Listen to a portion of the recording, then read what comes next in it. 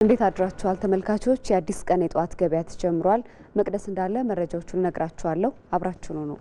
በኢትዮጵያ በጨርቃ ጨርቅ ዘርፍ ተሰማርተው ውጤታማ የሆኑ የግል ተቋማት እየተበራከቱ ይገኛሉ። ከነዚህ መካከል በአዳማ ልዩ የኢኮኖሚ ዞን ውስጥ በርካታ ሼዶችን ይዞ እየተንቀሳቀሰ የሚገኘው አንቴክስ ጋርመንትና ቴክስታይል ማምረቻ ይጠቀሳል። የተለያዩ አልባሳትን በማምረት ለሀገር ቤትና ለባህር ማዶ ገበያ በማቅረብ ላይ የሚገኘው ተቋሙ ላለፉት 8 ዓመታት በዘርፉ ተሰማርቶ ከ4500 በላይ ኢትዮጵያውያንን የስራ ዕድል ተጠቃሚ አድርጓል። አሚር ጌቱ ተጨማሪ አለው። ከቅርብ ዓመታት ወዲህ በኢትዮጵያ በጨርቃ ጨርቅ ዘርፍ ተሰማርተው ውጤታማ የኢንቨስትመንት እንቅስቃሴ የሚያደርጉ የግል ተቋማት እየተበራከቱ ነው። ከነዚህ ተቋማት መካከል ላለፉት 8 ዓመታት በውጭ ቀጥተኛ ኢንቨስትመንት በጨርቃ ጨርቅ ዘርፍ ተሰማርቶ ውጤታማ እንቅስቃሴ በማድረግ ለኢኮኖሚው እድገት አስተዋጽኦ እያበረከተ የሚገኘው አንቴክስ ግሩፕ ተጠቃሽ ነው። ይህ በአንቴክስ ግሩፕ ስር የሚተዳደረው የአንቴክስ ኢትዮጵያ የጋርመንትና ቴክስታይል ማምረቻ ፋብሪካ ነው። ተቋሙ በስራ ዕድል ፈጠራ፣ በተኪ ምርት የሀገር ውስጥ ምርታማነትን በማሳደግና የውጭ ምንዛሬን በማስገኘት ለኢኮኖሚው እድገት አስተዋጽኦ እያበረከተ መሆኑን የአንቴክስ ኢትዮጵያ ዋና ስራ አስኪያጅ የሆኑት ሮሆቦት ተስፋዬ ይገልጻሉ። ከ4500 በላይ ሰራተኞች አሉ። ኤክስፖርት ላይ ነው ቤዝ ዳርገን እየሰራን የምንገኘው። ያ ማለት ለሀገራችን ኢትዮጵያ ከረንሲ የውጭ ዶላር እያስገኘን ነው ማለት ነው። እንዲሁም ደግሞ ኢምፖርት ሰብስቲቲዩሽን ላይ እዚሁ ጥሬ ዕቃውን በማምረት ቀጥታ ለጋርመንት ፋክተሪው ሰፕላይ ለማድረግ ጥሬ ዕቃ ለማምረት ነው ወደ ቴክስታይልን ባክዋርድ የገባ ነው ማለት ነው። ወጣት ሲፈን በጣሶ ላለፉት 5 ዓመታት በአንቴክስ የጋርመንትና ቴክስታይል ማምረቻ በተለያዩ የሥራ ኃላፊነቶች እያገለገለች ትገኛለች። ተቋሙ ባመቻቸላት የሥራ ዕድል ተጠቃሚ መሆኗንም ወጣት ሲፈን ትናገራለች። መጀመሪያ ከዚህ በፊት ስገባ ምንም አላውቅም ነበር። ምንም ማሽንም ስፌትም አላውቅም። እዚህ ነው ሙሉ ነገሩን የለመድኩት። እዚህ አካባቢ ላይ ያሉ በሙሉ የአዳማ ልጆች አይደሉም። ከተለያየ ክልል ከተለያየ ቦታ መጥተው እዚህ የሚሰሩ ልጆች አሉ ማለት ነው። ለዚህ ሁሉ ሰራተኛ በጣም ብዙ የሥራ ዕድል ራሳቸውን እንዲችሉ በጣም ብዙ የሥራ ዕድል ነው የፈጠረው። ለኔም እንደዛ በተለያዩ የሥራ መስኮች የተሰማሩ ሌሎች የፋብሪካው ሰራተኞችም በተመቻቸላቸው የሥራ ዕድል ራሳቸውን በመቻል ተጠቃሚ መሆናቸውን ይገልጻሉ። መጀመሪያ ላይ በቤተሰብ ድጋፍ ላይ ነበር ያለሁት። አሁን ላይ ግን የተሻለ ነው። ራሴንም አስተዳድሬ ቤተሰብን እስከ መርዳት ደረጃ ደርሻለሁ። እዚህ በመስራቴ ብዙ የተጠቀምኳቸው ነገሮች አሉ። ሁላችንም ጠንከረን ተባብረን የምንሰራ ከሆነ ሁላችንም ለራሳችን ጠንክረን የምንሰራ ከሆነ አንደኛ ነገር የሀገር እድገት ይመጣል፣ ሁለተኛ ነገር ደግሞ የኛ መለወጥም ይመጣል። በአዳማ ልዩ የኢኮኖሚ ዞን ውስጥ የሚገኘው አንቴክስ ኢትዮጵያ የጨርቃ ጨርቅና ጋርመንት ማምረቻ በመጪዎቹ ዓመታት ከ10,000 በላይ ዜጎችን በስራ ዕድል ተጠቃሚ ለማድረግ እየሰራ ይገኛል። በኢትዮጵያ ሸቀጦችን ወይም አገልግሎቶችን በኦንላይን ስርዓት መግዛትና መሸጥ እየተለመደ መጥቷል። ይህ የግብይት ስርዓት የችርቻሮ፣ የጅምላ፣ የሀገር ውስጥና የውጭ ንግድ ሊካሄድበት የሚችል መሆኑም ይታወቃል።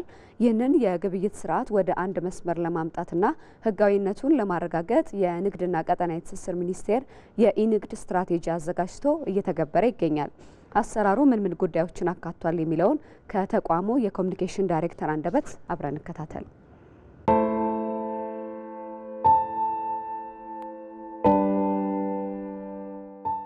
ወንድሙ ፍላቴ ነው የሚባለው። በንግድና ቀጠናዊ ትስስር ሚኒስቴር የኮሚኒኬሽን ጉዳዮች ስራ አስፈጻሚ። ዓለም አቀፍ ንግዶች ላይ ኢትዮጵያ ከቀዳሚዎቹ የዓለም ስልጣኔ ሀገሮች አንዷ ናት። ነገር ግን ኢትዮጵያ ውስጥ ያለው የንግድ ስርዓት በአብዛኛው ያልዘመነ ነው እና ባህላዊ የሆነ ትራዲሽናል የሆነ በተለምዷዊ መንገድ ይሰራ የነበረ ነው።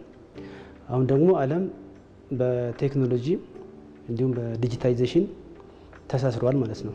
ስለዚህ አንድን ምርት ለመግዛት በእግር በመኪና በትራንስፖርት ሩቅ ቦታ መሄድ ሳያስፈልግ ባሉበት ሆነው የሚፈልጉትን ምርት ወይም አገልግሎት የሚያገኙበት ስርዓት በዓለም ላይ በጣም በፍጥነት አድጓል ማለት ነው።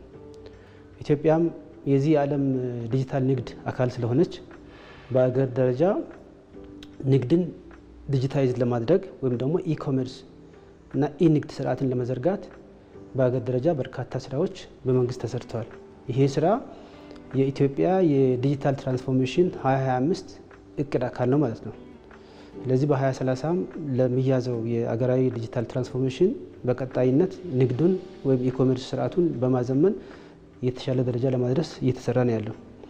ከዚህ አንጻር በንግድና ቀጠናዊ ትስስር ሚኒስቴር የኢንግድ ወይም ደግሞ ኢኮሜርስ የሚል ዘርፍ አሁን ለብቻ ተቋቁሞ በአንድ ስቴት ሚኒስቴር እየተመራ ወደ ስራ ገብተዋል ማለት ነው።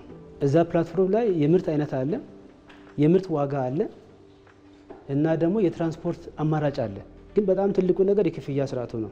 የሚከፈልበት ክፍያ ስርዓት በጣም መሰረታዊ ነው። አንደኛ ህጋዊ የሆነ በኢትዮጵያ ብሔራዊ ባንክ የተመዘገበ ከባንኮች ጋር የተሳሰረ እና ተደራሽና ትሬሲቢሊቲ ያለው እና ደረሰኝ ስርዓት ያለው መሆን አለበት።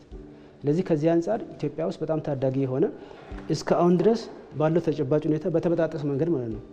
ይሄ በቴሌግራም፣ በፌስቡክ፣ በዩቲዩብ፣ በዋትስአፕ በመሳሰሉት ፕላትፎርሞች በተበጣጠሰ መንገድ ህጋዊ ፈቃድ ሳያወጣ ዱካውን ተከታትሎ መድረስ የማይቻል የግብይት ስርዓት ባለቤቱ ማይታወቅ ያልተመዘገበ ፈቃድ ያላወጣ ከሆነ አንደኛ ምርት ጥራት ችግር ያመጣል፣ ሁለተኛ ደግሞ ክፍያ ስርዓት ችግር ያስከትላል ማለት ነው። ከዚህ በፊት የነበረው የኢኮሜርስ ወይም ደግሞ የበየነ መረብ ግብይት ስርዓት የተበጣጠሰ ነበር። የተበጣጠሰ እና ሰው በራሱ ጊዜ ተነስቶ የሆነ አፕ ከፍቶ ወይም ደግሞ ፕላትፎርም ከፍቶ የሚሰራበት ነው የነበረው ማለት ነው። ለዚህ ይህንን ወደ ህጋዊ ስርዓት ማምጣት ነው እና ከዓለም አቀፍ የኢኮሜርስ ግብይት ስርዓት ጋራ በማስታረቅ እንደገና በሀገር ውስጥ ያለው ግብይት ስርዓት ህጋዊነት ማስያዝ ነው። ለዚህ በአካል ሊደረግ የነበረውን ግብይት ስርዓት ወደ ኢኮሜርስ ማምጣት ማለት ባጭሩ ማለት ነው ማምጣት ነው። ስለዚህ አንደኛ በባለቤትነት መብት ይመዘገባል። ለዚህ አምራቹም የፈጠራ ባለቤቱም ከምርቱ ተገቢውን ጥቅም ያገኛል ማለት ነው። ይህንን ፕላትፎርም ማን ነው የሚጠቀመው? ማንኛውም አምራችና ሻጭ ማለት ነው የሚጠቀመው።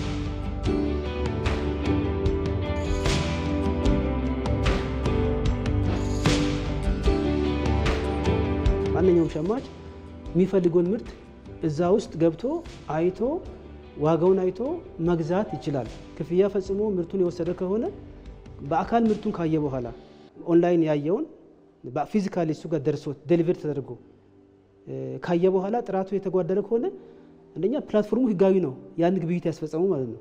ሻጭና ገዢን ያገናኘው ፕላትፎርም ህጋዊ ነው። ሻጩ ይታወቃል፣ አድራሻው ይታወቃል። አንደኛ ምርቱን መመለስ ይችላል፣ ገንዘቡን መውሰድ ይችላል። ወንጀለኛ ከሆነ በህግ ማስቀጣት ይችላል። ይህንን ዲጂታል የግብይት ስርዓት መዘርጋቱ በራሱ አንድም የምርት ብክነትን ይቀንሳል፣ የምርት ጥራት ያሻሽላል። ሁለተኛ ደግሞ የብር ኖት ህትመትን ይቀንሳል ማለት ነው እና ለጥቃት ተጋላጭነትን መቀነስ ብሎም ማስወገድ ከተቻለ በጣም ቀላል የሆነ ግብይት ስርዓት ነው።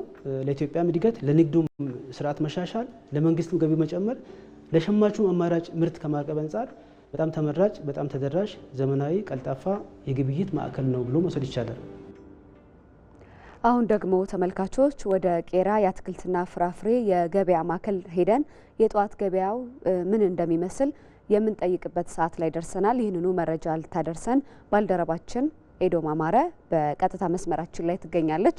እንዴት አድረሻል ኤዶም? ባለሽበት የገበያ ስፍራ የአትክልትና የፍራፍሬ ግብይት ምን መልክ አለው የሚለውን የምርት አቅርቦቱን ዋጋውን ጨምረሽ እስኪ ንገሪ።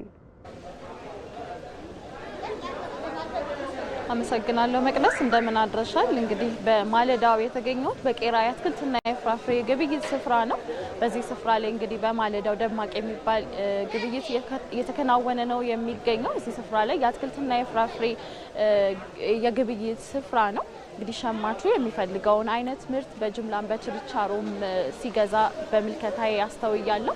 እኔም ዞር ዞር ብዬ የእለቱ የአትክልትና ፍራፍሬ ዋጋ ምን ይመስላል ስል እስካሁን ድረስ ቅኝት ሳደርግም ቆይቻለሁ። በዚህም መሰረት ሽንኩርት በኪሎ ከ40 ብር እስከ 45 ብር እንደ ጥራቱ እየተሸጠ ነው የሚገኘው። ድንች በኪሎ ከ25 ብር ጀምሮ እስከ 30 ብር እንደዚሁ እንደ አይነቱ እንደ ጥራቱ እየተሸጠ ይገኛል። ካሮት ከ70 ብር እስከ 80 ብር፣ ቲማቲም በኪሎ 50 ብር፣ ቀይ ስር ከ30 ብር እስከ 35 ብር፣ ቃሪያ ከ130 ብር እስከ 160 ብር እንደ አይነቱ እየተሸጠ ነው የሚገኘው። ሎሚ እንደዚሁ 180 ብር ነው። ጥቅል ጎመን 25 ብር ነው። ነጭ ሽንኩርት 250 ብር፣ ስኳር ድንች 1 ኪሎ 70 ብር፣ እንደዚሁም ደግሞ የአበባ ጎመን አንዷ ፒስ በ160 ብር እየተሸጠ እንደሆነ ያነጋገርኳቸው ነጋዴዎች ነግረውኛል። እንግዲህ ካሳለፍነው ሳምንት በአትክልት ላይ መጠነኛ የሚባል ቅናሽም ታይቷል። ለአብነት ብናነሳ ሎሚ ላይ፣ ቲማቲም ላይ፣ እንደዚሁ ካሮት ላይ መጠነኛ የሚባል ቅናሽ እንደታየ ነጋዴዎቹ ነግረውኛል። እዚህ ቦታ ላይ ከአትክልት በተጨማሪ እንግዲህ የፍራፍሬ ምርቶችን ማግኘት እንችላለን። አቮካዶ በኪሎ 160 ብር እየተሸጠ ነው በዛሬው ዕለት። ፓፓያ እንደዚሁ 1 ኪሎ 120 ብር፣ ሐብሐብ 80 ብር፣ ብርቱካን 150 ብር፣ ኢንጆሪ አንዷ ፓክ ማለት ነው 200 ብር እየተሸጠች ትገኛለች። አፕል 5 ፍሬ 450 ብር፣ እንደዚሁ ኪሎ ሙዝ 1 ኪሎ 80 ብር እየተሸጠ ነው የሚገኘው። ቀደም ሲል እንዳልኩሽ በማለዳው እዚህ ቦታ ላይ ተገኝቼ ያለው ግብይት ምን ይመስላል ስል እስካሁን ድረስ ቅኝት ሳደርግ ቆይቻለሁ። በትዝብቴም ደማቅ የሚባል ግብይት እየተከናወነ እንደሆነ ተመልክቻለሁ። በቀጥታ ከቄራ አትክልትና ፍራፍሬ ግብይት ማዕከል የነበረኝ ቆይታ ይህንን ይመስላል። መቅደስ ኤዶም ላደረሽን መረጃ እናመሰግናለን። መልካም ቀን። በመጨረሻም ተመልካቾች በአዲስ አበባና በሌሎች ከተሞች ያለውን የመሰረታዊ ሸቀጦች ዋጋ፣ የውጭ ሀገር ገንዘቦች የምንዛሬ ተመንና የግብርና ምርቶች ወቅታዊ ዋጋ መረጃዎችን አብረን እንከታተል።